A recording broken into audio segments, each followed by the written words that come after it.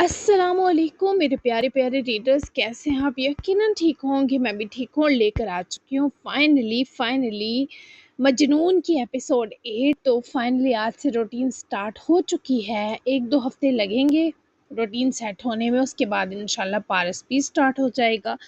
तो बहुत ही ज़बरदस्त एपिसोड है, लॉन्ग एपिसोड देने वाली हूँ काफ़ी। 2 गैप्स तो हो ही गए और पिछला हफ्ता तो ज़ाहिर है 2 एपिसोड आई थी, लेकिन अब तो रेगुलर आएगा नावल। तो तैयार हो जाएं, सब साथ साथ पढ़ें, साथ साथ रिस्पॉन्स दें, क्योंकि बहुत ही प्यारा नावल है। साथ साथ पढ़ेंगे तो बहुत मज़ा आएगा। मैं भी अब कोई गैप नहीं दूंगी इंशाल्लाह। तो आप लोगों ने भी अच्छा रिस्पॉन्स देना है और साथ निभाना है और अपनी मौजूदगी का एहसास भी दिलाना है। तो जल्दी से आपका मज़ीद सब्र नहीं आजमाती और लेकर चलती हूँ आपको 8 एपिसोड मेगा एपिसोड की तरफ। तो देर किस बात की, लेट्स स्टार्ट। खुदा उसे मर कर भी सुकून आने न दे, कैसे कर सकता है वो ये सब। सदमा टूटा तो हबीबा साहिबा भी लरज उठी। वो जो खिड़की के पास जमी खड़ी थी, पलटकर दादी साईं को देखती, उनकी तरफ गई जो अपने सीने पर हाथ रखे आहों फिगां करने में मशगूल हो चुकी थी। ये बात बाबा और चाचा साईं को नहीं बताएंगी आप दादी साईं, वो पहले ही किसी को प्यारा नहीं था। इसके बाद तो हर जुबान उसके लिए बद्दुआएं उगलेगी। अपनी कलाइयों पर बंधी पट्टियां देखे वो दादी साईं के सामने हाथ बांध कर उनसे इल्तिजा कर उठी, जबकि हबीबा शाह इस वक्त शदीद गम और अलम के तूफान की जद में थी। उनके सीने में इस वक्त दिल नहीं, आबला दर्द उबाल रहा था। तुम अभी भी उस बदबख्त के लिए सोच रही हो मेहरमा बच्चे, तुम्हें जिल्लत और बेबसी में छोड़कर मर गया है वो दादी साईं के गुस्से और गम से फटने पर वहीं बिस्तर की पायंदी की जानिब बैठी। वो जो दुल्हन बनकर किसी रियासत की मलिका लग रही थी, कल तक आज उजड़ी हालत में थी। ना सांस ठीक आ रहा था, ना सुकून, अपने ही वजूद से घिन आ रही थी। मैं भी मर जाऊंगी दादी साईं। जैसे ही मुझे यकीन हो गया कि वो वाकई मर गया है, मैंने कुछ देर पहले उसकी जीती जागती खुशबू महसूस की। वही खुशबू जो उसके मैले गंदे वजूद के बावजूद उससे आती थी, वही जो मुझे मुझे बेईमान कर गई। वही खुशबू जो उसके दिल की तरह जज्बाती और सरफिरी है। वो मेहरमा को ऐसी बहकी बहकी बातें करता देखे डर कर उसके बराबर आ बैठी। उन्हें लगा शायद उनकी पोती का जहनी तवाजन बिगड़ गया है। मेहरमा मेरी बच्ची, मुझे डराओ मत। वो दादी जान के सिसक उठने पर गायब दिमागी से खिड़की की तरफ देखने लगी। नहीं डरा रही, मेरे अपने डर कुछ हद तक दूर हो गए। मैं उसे ढूंढूंगी दादी साईं। वो अभी वहीं देख रही थी। हबीबा शाह ने रोते हुए इसे अपने सीने भेजा। कहाँ ढूंढोगी बच्चे, वो कब्र में जा चुका है। होश करो बच्चे, ये सदमा बहुत बड़ा है। तुम्हें आखिरी सांस तक समझ नहीं आएगी कि तुम्हें उससे मोहब्बत करनी चाहिए या नफरत। मैं तुम्हारे लिए बहुत गमज़दा हूँ मेरी प्यारी मेहरमा। वो दादी जान के गले लगी, लेकिन अब रो नहीं रही थी। उसको ढारस मिली थी। रिजवान शाह की बीवी हाजरा, मुख्तार शाह की बीवी सुल्ताना और बाकी सब इस वक्त बाहर लाउंज में बैठे मातमी कैफियत में थे। इन सब के सामने मेहरमा की मोहब्बत यहाँ हो चुकी थी और अब कोई मेहरमा से कैसे शादी करता, ये जानने के बाद कि वो किस शख्स पर दिलहारी है। ये मामला जल्द ख़त्म करना होगा। इलाके में ना सही, इलाके से बाहर मेहरमा को ब्याह दें भाईजान। वो इस अजियत में रही तो पागल हो जाएगी। मुख्तार शाह ने इस वक्त एक बेहतरीन हल फरहम किया था। दरअसल रिजवान शाह की पहली बीवी जो मेहरमा की माँ थी, वो मर चुकी थी, जबकि रिजवान की दूसरी बीवी हाजरा थी, जिसमें से उसके 2 बेटे यामीन और जहांगीर शाह थे, जबकि मुख्तार की 2 बेटियां थी, राइमा शाह और एमन शाह, जो यामीन और जहांगीर के साथ रिश्ता इज़्वाज में बंधी थी। जबकि इस वक्त सबकी तवज्जो का मरकज मेहरमा थी, क्योंकि उनके बकौल मेहरमा ने अपनी जान लेने की कोशिश की थी, क्योंकि वो आरास को नहीं ज़रगाम को चाहती थी। और वो अब ऐसी कोशिश अब मज़ीद तेज़ कर सकती थी, क्योंकि ज़रगाम मर चुका था। शादी उसकी बेहतरी नहीं मुख्तार, इसलिए वो अपनी जाकर जॉब शुरू करे, यही अच्छा रहेगा। इस सब फसाद और तकलीफ से इसे उसका पेशा ही अब बचा सकता है। रिजवान शाह का फैसला सुने सभी मुत्तफिक नजर आए और इसी लम्हे हबीबा शाह भी लाउंज में तशरीफ लाई तो उनका पूरा कुंबा बादब होकर उठ खड़ा हुआ। बिल्कुल ठीक फैसला किया है तुमने रिजवान शाह, इसे इस्लामाबाद भेज दो, मैं भी जाऊंगी उसके साथ। जब तक वो ठीक नहीं हो जाती, बेहतर है इस जगह और माहौल से दूर रहे। मैं अपनी पोती की देखभाल करने साथ जाना चाहती हूँ। سب نے ہی حبیبہ شاہ کے فیصلے کو بہتر سمجھتے سر ہلایا، کیونکہ وہ سب مہرماں سے بہت پیار کرتے تھے۔ وہ ان کے گھر کی پہلی خوشی تھی، شاہ خاندان کا غرور تھی، ڈاکٹر بیٹی، اور کوئی بھی اس کی تکلیف نہیں دیکھ پا رہا تھا، اس کی سوتیلی ماں بھی نہیں۔ ٹھیک ہے اماں سائیں، میں کل صبح ہی آپ دونوں کی روانگی کے انتظامات کروا دیتا ہوں، دعا ہے وہ بہتر ہو کر لوٹے۔ رضوان شاہ نے فوری اس بات میں سر ہلایا، جبکہ سوگواری ابھی اس حویلی کے ذرے ذرے میں شامل تھی، جبکہ دوسری طرف وہ اس وقت اپنے ریسٹ ہاؤس میں واپس آ چکا تھا۔ منور اور سجاد اس کے ساتھ تھے۔ اس کے خلیے کو دیکھ کر دونوں نے آپسی نظروں کا تبادلہ کیا اور گارڈن ایریا میں لگے صوفے پر بیٹھے زرغام تک پہنچے، جس پر مہرماں کی حالت پھر سے بدحواسی طاری کر چکی تھی۔ کیسی منافق عورت ہے، میرے منہ پر مجھے حقارت سے دیکھتی تھی اور میرے لیے رو رہی تھی۔ تم دونوں بتاؤ، کیا وہ میری محبت کے لائق ہے؟ سجاد اور منور نے زرغام کی سرخنگارہ آنکھوں میں ایک درد کی انتہا دیکھی تو وہ بھی کرب زدہ ہو کر رہ گئے۔ اگر کلائیوں کے کٹنے کے باوجود وہ آپ کے لیے رو رہی تھی تو جی، وہ اب بھی آپ کی محبت کی مستحق ہے۔ اب دونوں ایک جیسے ہیں، نہ بہت اچھے نہ بہت برے، لیکن جب تک وہ اپنے منہ سے یہ اقرار نہ کرے کہ آپ سے محبت کرتی ہے، آپ کو ہم دونوں کی قسم اس کے سامنے مت جائیے گا۔ منور نے یہ یقین دہانی کروائی اور قسم سے بھی باندھ ڈالا، جس پر سجاد نے بھی سر ہلاتے منور کی حمایت کی، لیکن زرغام کے ہونٹوں پر زہر بھری مسکراہٹ آ گئی۔ پھاڑ میں جائے اس کا اقرار، مجھے بس یہ تکلیف کھا رہی ہے کہ میری ماں منظر عام پر کیوں نہیں آئی؟ کیا میرے سب سگے مر گئے واقعی؟ زرغام کے اذیت ناک سوال پر منور وہیں اس کے گھٹنے کے پاس بیٹھا۔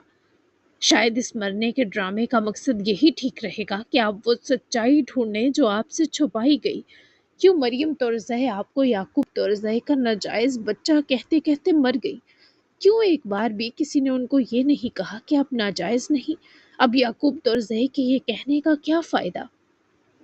منور کی یہ باتیں سنے زرغام نے جھٹکے سے اس کے منہ کی طرف دیکھا۔ کیا یعقوب تورزہ نے ایسا کہا؟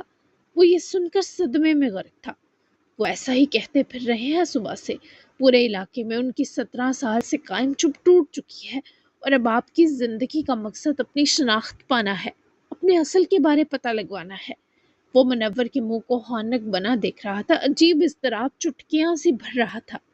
جسم و جاں میں کانٹے سے محسوس ہوئے تو وہ صوفے سے اٹھ کھڑا ہوا۔ تو ایسا ہے یعقوب تورزہ کہ میرے قتل کے بعد اس نے جفا سے توبہ، ہائے سزود پشیماں کا پشیماں ہونا۔ اچھا سا کھانا بنواؤ، بہت بھوک لگ رہی ہے مجھے۔ وہ اپنے چند بہتے آنسو بے دردی سے رگڑتا اپنے ازلی کمینے انداز میں جب لوٹا تو اس کے دونوں آدمیوں کی بھی جان میں جان آ گئی۔ وہ خوشی خوشی زرغام کے لیے کچھ بہترین بنوانے بڑھ گئے۔ برہان خان جب سے واپس آئے تھے آلوش والے کمرے میں بند تھے۔ ان کی یہ چپ مہروز اور شمیم کے لیے بہت خوفناک تھی۔ سجل نے کالج سے واپس آ کر دروازے کے باہر رکے بہت دستک دی، مگر وہ کچھ اہم فیصلوں کا سوچ رہے تھے، تبھی فی الحال کسی سے بات کرنا نہیں چاہتے تھے۔ سجل بھی تھک ہار کر لوٹ گئی، وہ بھی مہروز لالا اور شمیم سے بات نہیں کر رہی تھی۔ صحن میں کرسی بچھا کر بیٹھ گئی تاکہ بابا باہر نکلیں تو وہ ان سے بات کرے، جبکہ دوسری طرف تعزیت والے لوگ جب چلے گئے تو آراس نے امید افزا نظروں سے بابا کو دیکھا، لیکن یعقوب تورزہ نے اس کی خوش فہمی فوراً دور کر دی۔ اس گھر میں اس لڑکی کے ساتھ ساتھ اب تمہاری بھی جگہ نہیں رہی آراس۔ اگر تم نے اسے سزا نہ دی تو مجبوراً مجھے قانون کو اس میں شامل کرنا ہوگا۔ فیصلہ تمہارا ہے کہ تم اسے یہی سزا دو گے یا اپنے گھر لے جا کر۔ آراس کو ایسا فیصلہ سن کر ذہنی دھچکا ملا، کیونکہ ان لوگوں نے ہر صورت آلوش کو سزا دینے کی ٹھان لی تھی۔ پھر آراس کی گواہی جاتی بھاڑ میں۔ اوپر سے صفت بھی اور منہاج صاحب بھی بھرپور متفق نظر آئے۔ ان سے تو ویسے بھی آراس کو اچھے کی امید نہ تھی، وہ تو یعقوب تورزہ کے زرخرید غلام تھے۔ جی حضوری میں ان کا کوئی ثانی نہ تھا۔ اگر وہ یعقوب تورزہ کے خلاف جاتے تو وہ آدمی جو اپنی پیاری بیوی کی الجھن نہ ہٹاتے سے مرنے کے دہانے پہنچا گیا، وہ اپنی بہن اور بہنوئی کو بھی اٹھا کر پرے مارتا۔ آپ کو میری گواہی پر اعتبار نہیں بابا سائیں؟ آراز کی آواز اذیت سے دب کر رہ گئی، لیکن یعقوب تورزہ بھی اپنی جگہ انتقامی جذبات سے بھرے تھے تو انہیں کچھ سمجھ نہیں آ رہا تھا۔ مجھے نہ تم پر اعتبار رہا نہ تمہاری گواہی پر آراز۔ میں اس قاتل لڑکی کا وجود بھی یہاں برداشت نہیں کر پا رہا۔ مجھے صرف اس کی موت چاہیے، ورنہ اس کے کیے کی سزا بھی اس کے محافظ کو سہنی پڑے گی، یعنی تمہیں۔ وہ اپنا سنگ دلانہ فیصلہ سنا کر وہاں سے گئے تو صرف صاحبہ اور منہاج صاحب کی نظروں میں بھی یہی کچھ بھرا تھا۔ آراز نے ان سے منہ موڑا اور خود بھی وہاں سے چلا گیا، جبکہ کمرے میں آ کر یعقوب تورزئی نے دروازہ بند کیا اور پھر وہ چلتے ہوئے کبڈ تک پہنچے اور وہاں رکھا ایک چھوٹا سا صندوق اٹھاتے ڈبڈبائی آنکھوں سے اسے دیکھتے بستر کی طرف بڑھے اور آ کر بیٹھے۔ پھر انہوں نے بھیگتی سرخ آنکھوں کی دھندلاہٹ پر قابو پائے وہ صندوق کھولا تو وہاں ایک تصویر تھی۔ اس تصویر میں وہ تھے اور ان کے ساتھ ایک خوبرو نوجوان تھا۔ بس اس چہرے کو دیکھنے کی دیر تھی کہ یعقوب تورزئی کی آنکھیں چھلک اٹھی۔ جنید، تمہاری خاطر میں نے بہت کچھ سہا۔ مجھے ہمیشہ تجھ سے شکوہ رہا کہ اس یاری میں سب کچھ میں نے کیا، لیکن وقت مجھے کہاں لے آیا کہ میں تجھ سے ذلیل کے سامنے شرمندہ ہو کر رہ گیا۔ میں تیرے بیٹے کی حفاظت نہیں کر سکا جنید، وہ بیٹا جسے تو نے اس کی ماں سے چھین لیا تھا، اسے اس کی مٹی سے اکھاڑ کر دوسری جگہ لگانا چاہا۔ تو اس عورت سے وفادار نہیں تھا جنید، کھوٹ تجھ میں تھا، تبھی تو نے اسے طلاق دے دی۔ محبت میں طلاق نہیں ہوتی۔ پھر تو نے اس عورت سے اس کا بچہ چھین کر اسے مجبور کیا کہ وہ حلالہ جیسے ممنوع راستے پر چلے۔ وہ نہیں چاہتی تھی تجھ جیسے کی دوبارہ ہونا، تبھی اس نے اس دوسرے شخص کی منت کی کہ وہ اسے نہ چھوڑے، لیکن تو نے اسے چین کا سانس نہ آنے دیا۔ تو نے جیل جانے سے پہلے خود اعتراف کیا کہ تو نے ان دونوں کو مار دیا ہے اور اپنے بیٹے کو میرے پاس چھوڑا۔ میری بیوی اسے میرا ناجائز خون سمجھتی رہی کیونکہ میں مریم کے سوا کسی کا نہیں تھا۔ وہ سمجھتی رہی زرگام میرا ناجائز خون ہے، تبھی میں چپ ہوں۔ اسے کیا پتا وہ میرے تو جیسے کمینے قاتل یار کا خون ہے۔ میں مریم کو یقین دلاتا رہا کہ وہ میری امانت ہے، پر وہ نہیں مانی، یہاں تک کہ اس نے میرے تینوں بیٹوں کے دل میں یہ بھر دیا کہ زرگام میرا ناجائز خون ہے۔ میں نے تیری وجہ سے اس کا اعتبار کھویا، اپنے بچوں کا یقین کھویا، پھر مجھ سے میری بیوی بھی چھن گئی، لیکن پھر بھی میں شرمندہ ہوں کہ میں تیرے بیٹے کو بچا نہیں سکا، جسے تو نے خود ایک مہرا مانا، ایک بے جان بے حس وجود سمجھا۔ وہ تیرے کیے کی سزا بھگتتا مر گیا جنید، مر گیا وہ بد نصیب بچہ۔ یہ کہانی اپنی زبان سے دہراتے یعقوب بچوں کی طرح رو پڑے۔ وہ جنید کی بیوی اور اس کے دوسرے شوہر کے بارے کچھ نہیں جانتے تھے، کیونکہ جنید ایک نمبر کا وہمی اور سائیکو آدمی تھا۔ وہ اپنی بیوی اور بیٹے کو ایسے قید رکھتا تھا جیسے وہ اس کے غلام ہو۔ شمیم نے تو بس اس سائیکو آدمی کے اندر ایک شک ڈالا، ورنہ وہ آدمی فطری طور پر ایسا تھا، کیونکہ اسے جائشہ سے شادی کرتے وقت ہی پتہ چل گیا تھا کہ حیدر کے دل میں جائشہ کے لیے جذبات ہیں۔ وہ اپنے ہی دماغ سے گند سوچتا رہتا۔ جائشہ جتنا وقت اس کے ساتھ رہی جہنم میں جلی، کیونکہ جنید انسان نہیں جانور تھا۔ وہ اس سے جائشہ کی طلاق تو اس عورت کی نجات تھی۔ وہ بلا کیوں حلالت جیسی بری راہ چنتی؟ اسے تو شادی ہی نہیں کرنی تھی، لیکن جنید کے پاس زرگام تھا، جائشہ کی کمزوری۔ وہ مان تو گئی، لیکن اس نے پہلے دن ہی حیدر کو ساری سچائی بتا دی۔ حیدر نے اسی دن فیصلہ کیا وہ جائشہ اور زرگام کی ساتھ پاگل آدمی سے جان چھڑوائے گا، لیکن حیدر بھی جنید کے پاگل پن کے ہاتھوں اپنی جان سے ہاتھ دھو بیٹھا۔ جب ہر طرح کی کوشش کے باوجود جنید کو جائشہ واپس نہ ملی تو اس نے 17 سال پہلے جائشہ اور حیدر دونوں کا قتل کر دیا۔ تب 1 سال کی آلوش جائشہ اور حیدر کی زندگی میں تھی۔ وہ 1 سال بھی سکون بھرا نہیں تھا۔ آئے دن جنید نے زرگام کو استعمال کیے ان کی زندگی اجیرن کی۔ یہ کہانی شاید وہ عادی مجرم خود اپنی زبانی بتاتا، کیونکہ پچھلے 17 سال سے وہ ان 2 قتل پر سزا جھیل رہا تھا۔ اس نے نہ کبھی جائشہ سے محبت کی، نہ اپنے بیٹے زرگام سے، اور یعقوب تورزئی کو یہ قسم بھی دے کر گیا کہ وہ کبھی زرگام کو اس کا نہ بتائے بلکہ اپنی اولاد کہے، اور یعقوب تورزئی اسے اپنی اولاد بنا کر لائے، پھر بھی وہ سب کے لیے ان کا ناجائز خون بن کر رہ گیا۔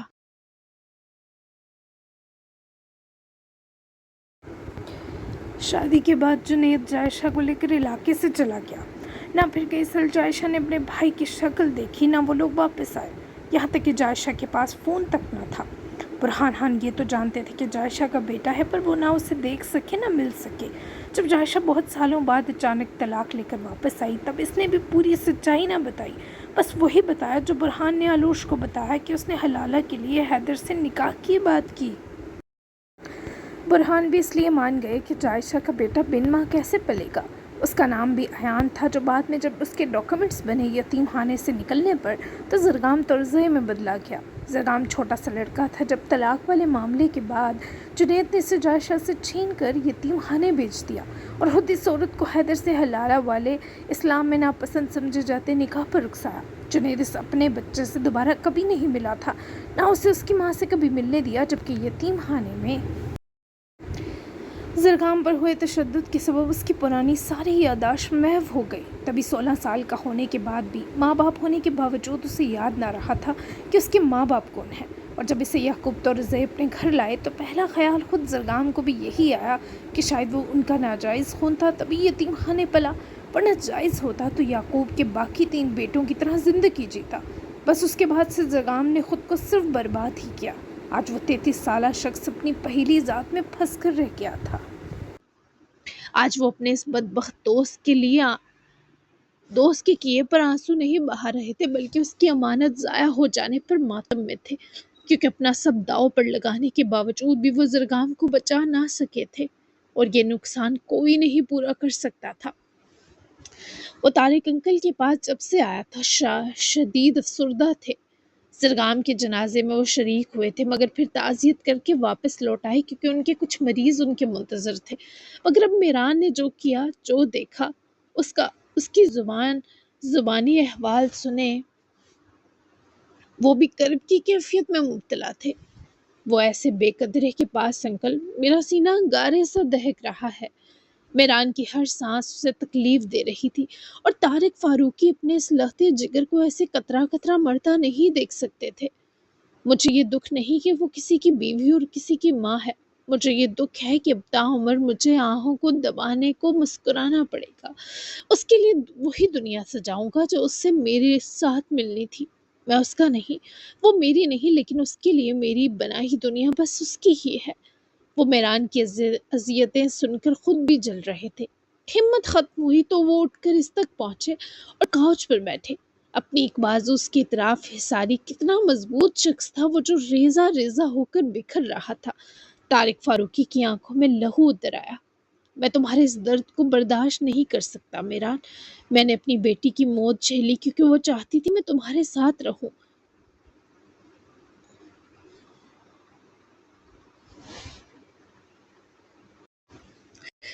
میں نے اپنی بیٹی کی موت جھیلی، وہ چاہتی تھی میں تمہارے ساتھ رہوں۔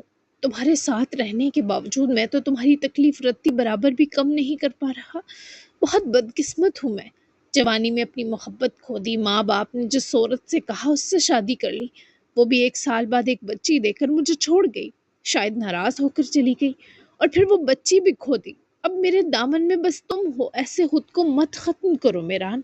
وہ طارق انکل کے چہرے کو دیکھتے کرب سے مسکرایا تو گویا لا حاصل محبت کا زخم اس کے اس مہربان ساتھی کے سینے پر بھی تھا۔ آپ نے مجھے کیوں نہیں بتایا اب تک کہ آپ کسی سے پیار کرتے تھے؟ میرے جیسی دردناک کہانی تو کسی کی نہیں ہو سکتی، تو بتائیں آپ سے آپ کی محبت کیسے چھن گئی؟ میران نے یہ سوال جس درد میں مبتلا ہو کر پوچھا، وہ کیسے کچھ کہتے کہ ابھی اپنا کوئی درد یاد نہ تھا، صرف اس منہ بولے بچے کی فکر کھا رہی تھی۔ لمبی کہانی ہے، کسی دن بتاؤں گا، ابھی کے لیے اپنی حالت ٹھیک کرو۔ کیوں اپنے دل کے دشمن بن رہے ہو؟ کیوں میرا امتحان لے رہے ہو میرے شیر؟ وہ اس کے پہلے ہی کمزور دل سے ڈرتے تھے، اوپر سے اس شخص نے روگ بھی ایسا پالا جو سیدھا سینہ چبا رہا تھا۔ کیا میں آپ سے کچھ مانگ سکتا ہوں؟ میران ان کے چہرے کو دیکھتے جیسے یکدم سیدھا ہوا۔ تم مجھ سے جو بھی مانگو میں بنا سوچے دینے کو تیار ہوں میران، جان بھی۔ طارق فاروقی کے سب کچھ لٹا دینے کے جذبات سے میران اچھے سے واقف تھا، لیکن وہ کچھ بڑا مانگنے والا تھا، یہ اس کی تمہید سے ہی عیاں ہو چکا تھا۔ مشکات کی امی سے نکاح کر لیں، اس لڑکی کو اپنی بیٹی بنائے طارق انکل۔ میران کے تقاضے پر ایک لمحہ طارق صاحب پتھرا کر رہ گئے کہ میران طرزئی نے ان سے جان سے زیادہ مانگ لیا تھا، یقیناً بہت زیادہ تھا۔ کیا کہہ رہے ہو میران؟ کیوں اس عمر میں تم مجھے ایسی آزمائش کی زد میں کھڑا کر رہے ہو؟ وہ سچ میں غم سے پھٹ پڑے، لیکن میران نے ان کا ہاتھ دونوں ہاتھوں میں تھام لیا۔ میرے لیے کریں یہ انکل، پلیز، اس لڑکی کو ایک مضبوط سہارے کی ضرورت ہے۔ میں نہیں ہو سکتا اس کے ساتھ، پر آپ تو ہو سکتے ہیں باپ بن کر۔ وہ کم از کم مجھے کبھی بے بس تو نہیں نظر آئے گی۔ میں آپ کے تھرو اس کی بہتر مدد کر پاؤں گا، میں آپ کے ذریعے اس کا خیال رکھ سکتا ہوں۔ مجھے نہیں پتا کیا کروں، لیکن یہ تھوڑا سکون دے گا مجھے۔ وہ کسی کی محتاج نہیں ہوگی، کسی میں جرت نہیں ہوگی اسے پریشان کرے۔ اس کا وہ شوہر اسے بہت تکلیف دے رہا تھا، اس کے بابا نہیں ہے، شاید تبھی وہ آدمی اس طرح شیر ہوا ہے۔ آپ بھی تو اکیلے ہیں، پلیز مجھے یہ دے دیں۔ وہ انہیں بری طرح بے بس کر چکا تھا۔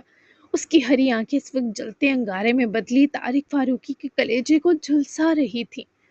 میران، وہ جیسے کچھ بولنا چاہتے تھے۔ میں آپ سے بھیک مانگتا ہوں انکل، مجھے انکار مت کریں۔ میں چاہتا ہوں میرے بہاف پر کوئی اس کے سر کا سائبان بنے۔ پلیز انکل، مجھے مایوس مت کریں۔ وہ اس وقت کچھ سننے سمجھنے کو تیار نہ تھا۔ وہ اس شخص کو ایک ایسے رشتے میں جھونک رہا تھا جو ان کی پہلے بھی شدید ذہنی اذیت رہا، اور اب بھی انہوں نے تھک ہار کر نظریں جھکا لی۔ اگر اس سے تمہیں سکون ملے گا تو میں کرنے کو تیار ہوں، لیکن تمہیں مجھ سے وعدہ کرنا ہوگا میران کہ اس کے بعد تم مجھے اپنی کوئی تکلیف نہیں دکھاؤ گے، ایون شادی بھی کرو گے۔ میں اتنا بڑا قدم اٹھاؤں گا تو بدلے میں مجھے یہ سکھ تم سے چاہیے، کیونکہ مجھ پر بھی تمہیں آباد کرنے کی ذمہ داری میری بیٹی ڈال کر گئی ہے۔ وہ ان کے اس جوابی تقاضے پر اذیت سے مسکرایا اور نفی کی۔ ہرگز نہیں، میں کسی سے شادی نہیں کروں گا انکل، خدا کرے مجھے ایسا آباد ہونا قطعاً منظور نہیں۔ وقت سے پہلے میرا دل رک جائے گا، یہ بوجھ مت ڈالیں۔ آپ کو نہیں کرنا ان سے نکاح تو ٹھیک ہے، مت کریں، لیکن میں آپ کو جھوٹا خوش رہ کر دکھاؤں یہ امید مت باندھے۔ چلتا ہوں، معذرت، آپ سے کچھ زیادہ مانگ بیٹھا۔ وہ ان کا ہاتھ آزاد کے اٹھا تو طارق فاروقی بھی اجلت میں ہڑبڑاتے اٹھے۔ ان کی حالت ایسی تھی جیسے ان کا دل بیٹھ گیا ہو۔ میران، میں کروں گا نکاح اور تم سے کوئی تقاضا بھی نہیں۔ ادھر دیکھو، پرسکون ہو جاؤ، میں تمہارے لیے کچھ بھی کر سکتا ہوں۔ تم میری آخری جمع پونجی ہو بچے، یہاں آؤ میرے دل کے ٹکڑے۔ وہ اسے پکڑ کر اپنے سینے بھیج گئے تو میران نے بھی بازو ان کی طرف پھسارتے گہرا سانس لیا۔ وہ شرمندہ تھا انہیں بے بس کرنے پر، لیکن وہ مجبور تھا۔ مجھے معاف کر دیجیے گا اس کے لیے انکل، میں بہت شرمندہ ہوں آپ سے۔ وہ الگ ہو کر نظریں چراتے رندی سی سرگوشی میں بولا، تمہیں شرمندہ ہونے کی ضرورت نہیں، تمہارے لیے کچھ بھی میرے بچے۔ اب چہرہ ٹھیک کرو، شاباش۔ وہ اس کا چہرہ اترا برداشت نہیں کر سکتے تھے، تبھی میران نے بھی ان کو مزید تکلیف نہ دیتے مسکرا کر ان کی طرف دیکھا۔ آپ رات میں جائیں گے نا ہاسپٹل؟ سرجری ہو گئی ہے نمرا صاحبہ کی عیادت کو؟ وہ جو اس کے مسکرانے پر ذرا سکون میں تھے، یہ نام سن کر اذیت کے سنگ میران کے چہرے کو دیکھنے لگے۔ کیا نام لیا تم نے میران؟ وہ اس شناسا نام پر تھمے۔ نمرا صاحبہ، مشکات کی امی نمرا صاحبہ، میران نے دہرایا جب طارق صاحب لڑکھڑائے۔ بمشکل میران نے ان کو پکڑ کر سنبھالا۔ وہ شدید پریشان ہو کر انہیں دیکھنے لگا۔ خدا کرے یہ وہ نمرا نہ ہو میران، دعا کرو۔ وہ صدماتی کیفیت میں بڑبڑائے تو میران بھی ٹھٹکا۔ کیا آپ کی محبت کا نام بھی نمرا تھا انکل؟ میران کے اس اچانک سوال پر وہ اذیت سے میران کا چہرہ دیکھنے لگے، پھر ہارے جواری کی طرح سر ہلا گئے۔ میں تو دعا کرتا ہوں یہ وہی ہوں، پھر کم از کم یہ آزمائش تو نہ بنے آپ کی۔ آپ جائیں گے نا انکل؟ وہ میران کو دیکھ رہے تھے جیسے اس کی آواز سنائی نہ دے رہی ہو۔ میں آج نارمل ہو جاؤں یہی بہت ہے، کل جاؤں گا۔ اوہ میران، یہ تم نے مجھے کس کشمکش میں ڈال دیا بچے۔ وہ اپنا سر تھامے ہی کرسی پر لڑک گئے۔ میران کو افسوس ہو رہا تھا، لیکن وہ کیا کر سکتا تھا، بے بس تھا۔ وہ بھی سامنے والی کرسی پر بیٹھا اور ان کے دونوں ہاتھ اپنے ہاتھ میں تھامے، کیونکہ وہ بہت زیادہ اذیت میں مبتلا تھے۔ میران کو ان کے بہتر ہونے تک رکنا پڑا، لیکن جب میران کو آراز کی کالز آئیں تب طارق صاحب نے اسے زبردستی بھیجا کہ وہ ٹھیک ہیں، لیکن وہ ٹھیک تو ہرگز نہ تھے۔ بہت بڑے امتحان سے گزرنے کا وقت تھا۔ انہوں نے میران کے جاتے ہی مشکات کو کال کی، جو اس نے دوسری ہی بیل پر اٹھائی۔ جی ڈاکٹر طارق۔ مشکات کی نرم سی آواز سنے وہ جیسے اپنی تکلیف سے قدرے باہر نکل آئے۔ کیسی رہی سرجری بچے؟ ان کا لہجہ شفیق تھا۔ جی الحمدللہ کامیاب ہو گئی، آپ کا بہت شکریہ، میں اور امی آپ کا احسان کبھی نہیں چکا سکتے۔ وہ ممنون اور شکر گزار تھی کہ اللہ کے بعد طارق صاحب اس کی مدد کا وسیلہ بنے۔ چکانے کی ضرورت بھی نہیں ہے بچے، اپنی امی کے ساتھ رہو، کسی بھی چیز کی ضرورت ہو تو وہاں سٹاف کی نرس کو کہنا۔ میں کل آؤں گا تمہاری امی کی عیادت کے لیے، اور کچھ اہم بات بھی کرنی ہے۔ وہ جو مناف کو اپنی گود میں لٹائے منتظر تھی کہ کب سٹاف اسے امی سے ملنے دے گا، طارق صاحب کی تمہید پر فوری پریشان ہو گئی کہ کیا ضروری بات؟ سب ٹھیک ہے نا ڈاکٹر طارق؟ اس کا لہجہ گھبرایا ہوا تھا، جو فطری بھی تھا۔ جن حالات سے مشکات گزر رہی تھی اس کا ذرا ذرا بات پر سہم جانا بنتا بھی تھا۔ جی بچے سب ٹھیک ہے، پریشان مت ہو، میں کل آ کر بتاتا ہوں۔ انہوں نے مشکات کو تسلی دی، جس سبب وہ قدرے مطمئن تو ہو گئی، لیکن یہ فطری تھا کہ وہ کل تک بے چین رہتی۔ نرس نے آ کر اسے امی سے ملنے کی اجازت دی تو طارق صاحب نے بھی رابطہ توڑا۔ امی کے پاس پہنچتے ہی وہ نیم آلودگی میں مبتلا نمرہ صاحبہ کو دیکھے روحانسی ہوئی اور ان کے پاس بیٹھ کر ان کا ماتھا بھی چوما۔ امی شکر ہے آپ ٹھیک ہیں، میری پیاری امی، میں نے اور مناف نے بہت مس کیا۔ اب کیسا محسوس کر رہی ہیں؟ وہ بھی اسپیشل دواؤں کے اثر میں تھی، پھر بھی اپنی بیٹی اور نواسے کو دیکھ کر ان کے آدھے درد ہوا ہو گئے۔ انہوں نے مشکات کا ہاتھ پکڑ کر اپنے لبوں سے چوما کہ اب ان کی تکلیف قدرے زائل جو ہو چکی تھی۔ ایسی اولاد جو والدین کے درد دور کرنے کے جتن کرے وہ والدین کو اور پیاری ہو جاتی ہے۔ مناف ابھی بھی مشکات کی بازو اور گود کے حصار میں ایسے سویا تھا جسے شاہی تخت تو بس انہی موصوف کے پاس ہو۔ اس کی یہ بے فکری والی نیند ان ماں بیٹی کی جو مسکراہٹ بنی وہ بے حد حسین تھی۔ بابا کہاں جا رہے ہیں؟ آلوش کے کمرے سے برہان خان اجلت میں نکلے تو گھر کی روش میں کھڑی شمیم ہراساں نظروں سے اپنے شوہر کو دیکھ رہی تھی، مگر برہان خان جب گھر سے نکلے تو سجل بھی دوڑتی ہوئی سر پر دوپٹہ اوڑھے بابا کے پیچھے ہی نکل گئی۔ البتہ مہروز اور شمیم کو برہان خان کی چپ اندر ہی اندر لوٹ کھسوٹ کرتی محسوس ہو رہی تھی۔ جائشہ اور حیدر کی قبر پر جا رہا ہوں، تم گھر جاؤ بچے۔ وہ بابا کے مقابل باقاعدہ دوڑ کر پہنچی۔ اس کی آنکھیں یہ سنے لہو لوہان ہوئی۔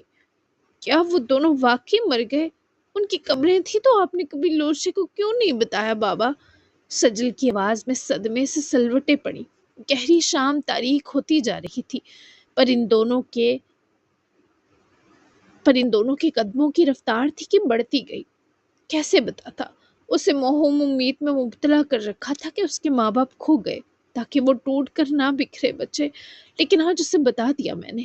ان کی بیٹی اس وقت تکلیف و آزمائش میں ہے، میں اس کو تکلیف سے نہیں بچا سکا، اسی کی معافی مانگنے جا رہا ہوں۔ وہ بابا کی ہم قدم چلتی سخت دل برداشتہ ہوئی کیونکہ یہ سچ واقعی بھیانک تھا۔ تو پھر اس کے لیے پیسے کون بھیجتا تھا بابا؟ وہ روحانسی ہوئی۔ میں، لیکن شمیم کو پتہ چلا تو اس نے مجھے کہا وہ مجھے چھوڑ کر چلی جائے گی اگر میں نے یہ سب کیا۔ وہ بھی یہی سمجھتی تھی کہ اس کا باپ پیسے بیچتا ہے، لیکن جب یہ راز کھلا تو شمیم کا اصل برا روپ سامنے آیا۔ وہ کچھ ہی دیر تک قبرستان کے باہر پہنچ چکے تھے۔ سجل نے رک کر بابا کی بازو پکڑ کر انہیں روکا۔ ایسا بھی کیا تھا امی میں کہ آپ ان کی ہر زیادتی برداشت کرتے رہے پر انہیں چھوڑ نہ سکے؟ کیوں بابا، ایک یتیم بچی کے ساتھ یہ سب ظلم ہوتا آپ کیوں دیکھتے رہے؟ آپ نے ایک بار بھی لوشے کی جگہ مجھے نہیں رکھ کر سوچا؟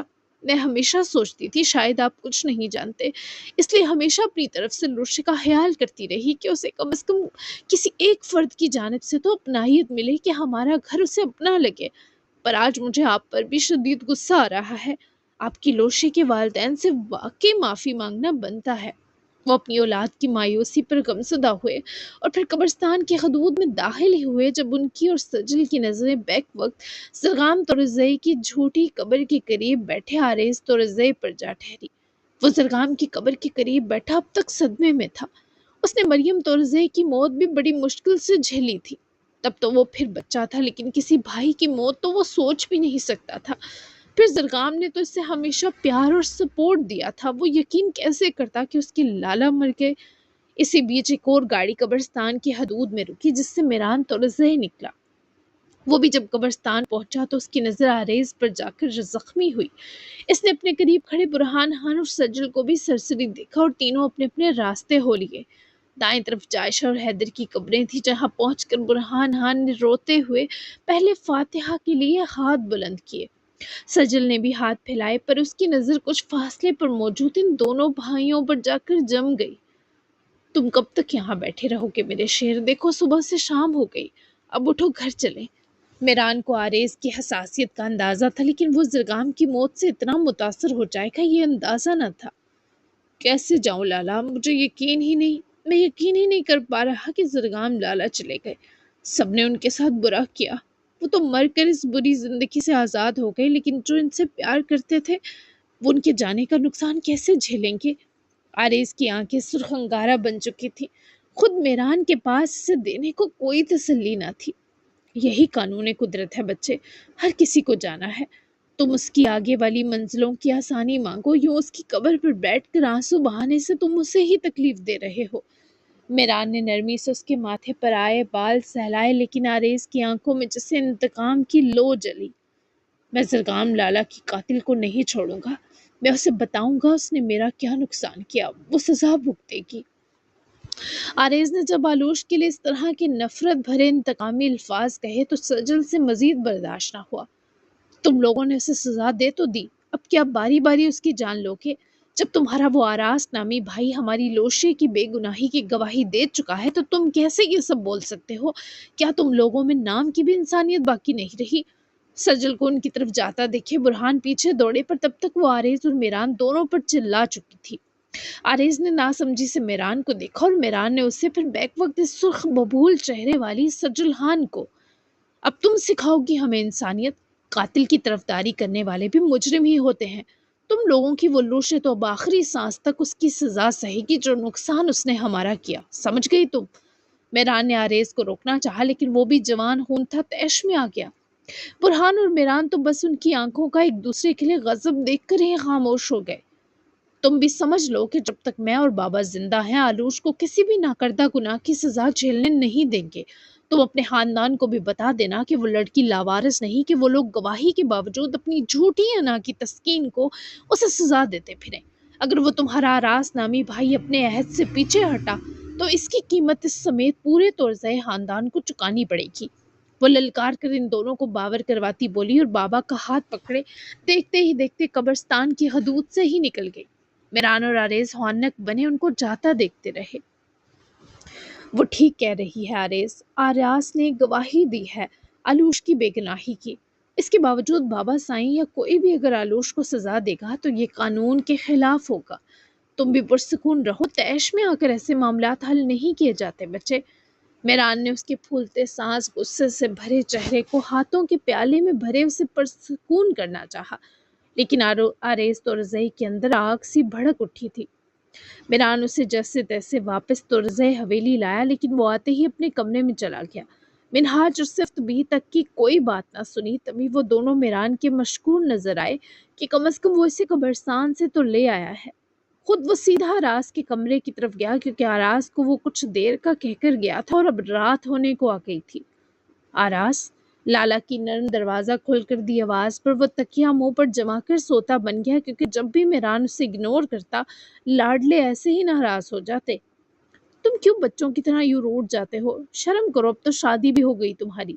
میران نے اس کی توانا کثرتی بازوں سے تکیہ ایک جز چھینا، کیونکہ میران بھی برابر کی طاقت رکھتا تھا۔ آپ نے کہا تھا بس ابھی گیا اور ابھی آیا، وقت دیکھے لالا، مجھے یہاں جہنم میں جلتا چھوڑے آپ کیسے اتنی دیر مجھ سے لاپرواہ رہ سکتے ہیں؟ بابا سائی نے تہہ خانے کے باہر اپنے سانڈ کھڑے کروا دیے تاکہ میں اس لڑکی کا حال تک نہ پوچھ سکوں۔ میران اس کا یوں پھٹ پڑنا ہی امید کر رہا تھا، لیکن یہ اس لڑکی تک نہ پہنچ پانے کی بے بسی زیادہ تھی جو آراز پر حاوی تھی۔ تم کسی سانڈ سے کم ہو؟ بابا کے 4 سے 6 آدمی تو تم لمحے میں نپٹا سکتے ہو، پھر کیوں یہاں جہنم میں جل رہے ہو؟ اٹھ کر بیٹھو تمیز سے، اب ذرا مینرز جگاؤ اپنے سوئے ہوئے، کیونکہ ایک لڑکی کے ساتھ رہنے اٹھنے بیٹھنے والے ہو۔ میران کی پیار بھری ڈانٹ پر وہ نخوت سے اٹھ کر بیٹھا جسے احسان جتا رہا ہو۔ کمرے کی حالت بھی بگڑی تھی، کیونکہ یقیناً غصہ اسی پر نکالا تھا۔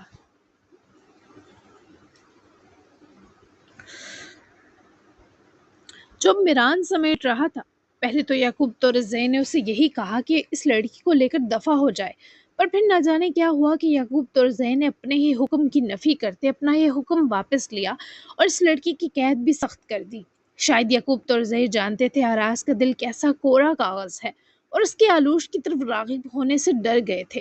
کم از کم وہ ایک بیٹے کی قاتل کو اپنی بہو تو نہ مان سکتے تھے۔ ان سانڈوں کے ہاتھ میں بندوقیں ہیں اور بابا نے انہیں حکم دیا ہے اگر میں اندر گھسنے کی کوشش بھی کروں تو میرا سینہ گولیوں سے چھلنی کر دیں۔ یہ باپ ہے یا جلاد؟ انہیں ہمارے جذبات و احساسات کی پرواہ کیوں نہیں ہے لالا؟ آراز کی شکوے سن کر میران بھی اس کے قریب آ بیٹھا، ایک تھکی سی سانس کھینچ گیا۔ انہیں ڈر ہے کہ تم زرگام کی قاتلہ سے ایموشنلی اٹیچ نہ ہو جاؤ۔ ایک بیٹا کھو چکے ہیں، دوسرا نہیں کھونا چاہتے۔ خیر میں ہوں نا، دیکھتا ہوں وہ سانڈ میرے ہوتے تمہیں ہاتھ بھی کیسے لگاتے ہیں۔ تم ایسا کرو، اسے آج رات یہاں سے نکال کر اپنے گھر لے جاؤ، اور اگر ایموشنلی اٹیچ ہونا بھی ہوا تو میری طرف سے کھلی اجازت ہے، کیونکہ وہ واقعی بے گناہ ہے۔ تم جھوٹی گواہی تھوڑی دو گے بچے۔ اگر تمہیں وہ اچھی لگے تو خود کو آزاد چھوڑنا، اور اسے بھی۔ چلو اٹھو، اپنا یہ خلیہ درست کرو۔ تمہیں اس طرح الجھا بکھرا دیکھ کر وہ سمجھے گی تمہیں بھی قید میں ڈال رکھا ہے ہم ترزے والوں نے۔ اپنی حسین شکل میں لوٹو، شاباش۔ وہ لالا سے جتنے شکوے کرنا چاہتا تھا سب بھول کر رہ گیا۔ تبھی تو لاڈلے نے منہ بسوڑ لیا، کیونکہ میران ہر بار یہی کرتا تھا۔ آپ میری ناراضگی سے اس کے باوجود بچ نہیں سکتے لالا، اس کا حساب لوں گا۔ آراس نے تنبیہی انداز میں انگلی اٹھا کر وارن کیا تو میران مسکرا دیا۔ تم اور تمہاری یہ معصومانہ ناراضگی، جیسے میں بہت ڈرتا ہوں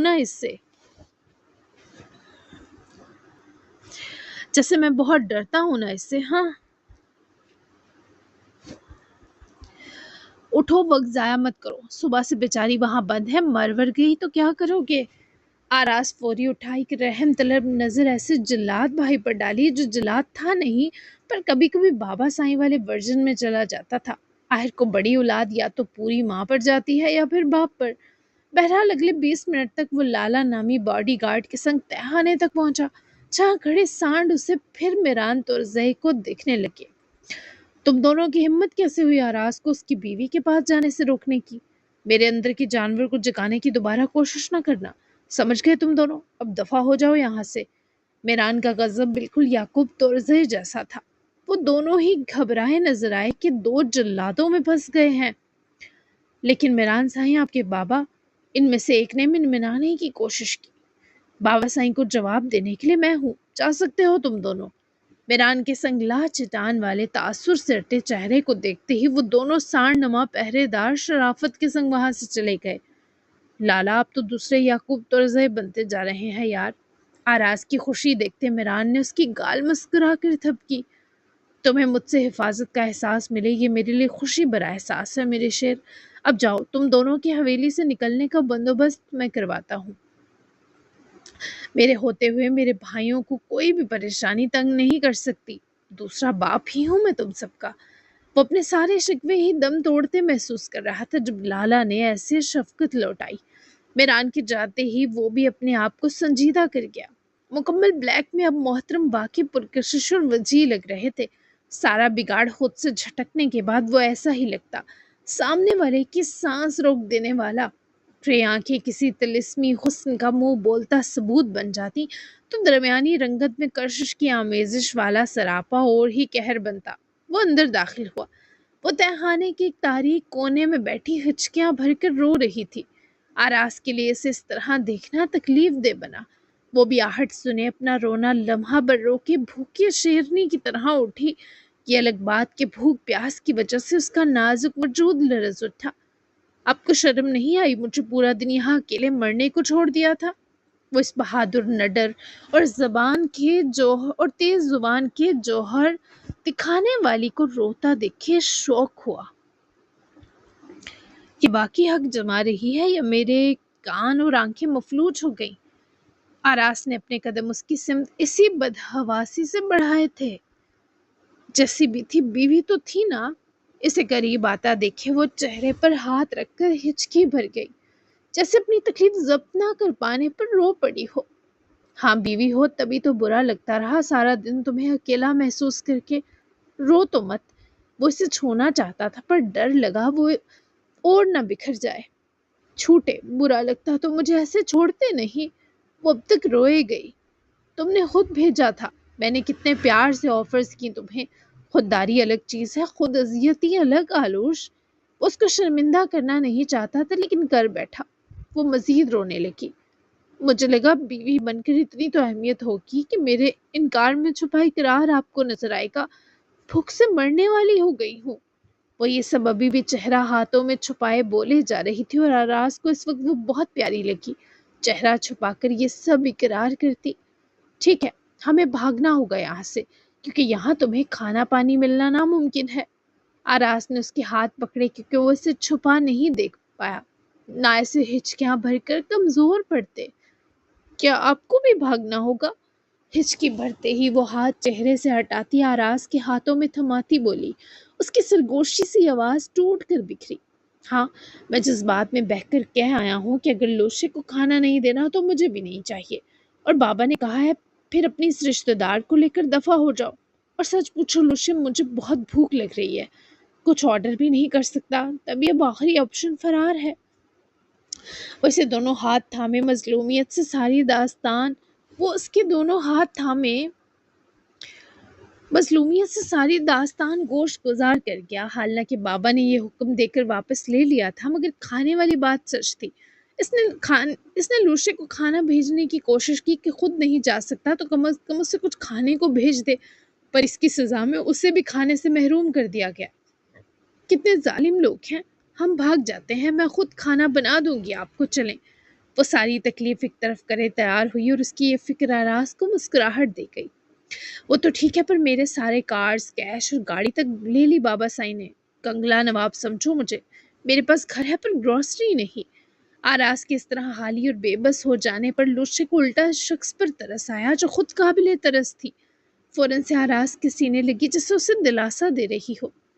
آراز کا دل چاہا کاش اس نے جو کہا وہ سچ ہوتا، کم از کم اس گلے لگنے کا وہ ڈیزرونگ تو ہوتا، کیونکہ وہ کنگلا نہیں ہوا تھا، باقی سب سچ تھا۔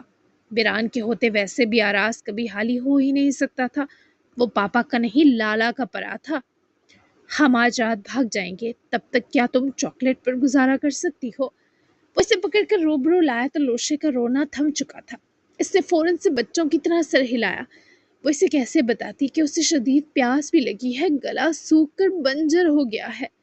آراز نے اپنی جیب سے چاکلیٹ نکال کر آلوش کی طرف بڑھائی تو اس نے اپنے آنسو پوंچھتے فوری دوسرے ہاتھ سے پکڑی۔ کھا لو۔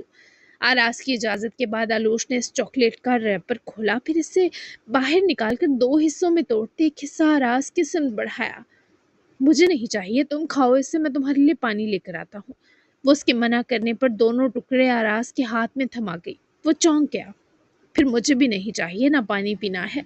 وہ روٹ کر صوفے پر جا بیٹھی اور آراز کبھی اسے دیکھ رہا تھا، کبھی اپنے ہاتھ میں پکڑائی ان چاکلیٹس کو جو ایک تھی پر اب 2 میں بدل چکی تھی۔ جی جناب، تو کیسی لگی منڈے دھماکہ اسپیشل؟ تو دھماکے دار آغاز ہو چکا ہے ناول کا، ساتھ نبھانا مت بھولیے گا، اپنا پیارا سا تبصرہ دینا مت بھولیے گا۔ تو ملتے ہیں کل کے ایپیسوڈ میں، تب تک کے لیے اللہ حافظ، بائے بائے۔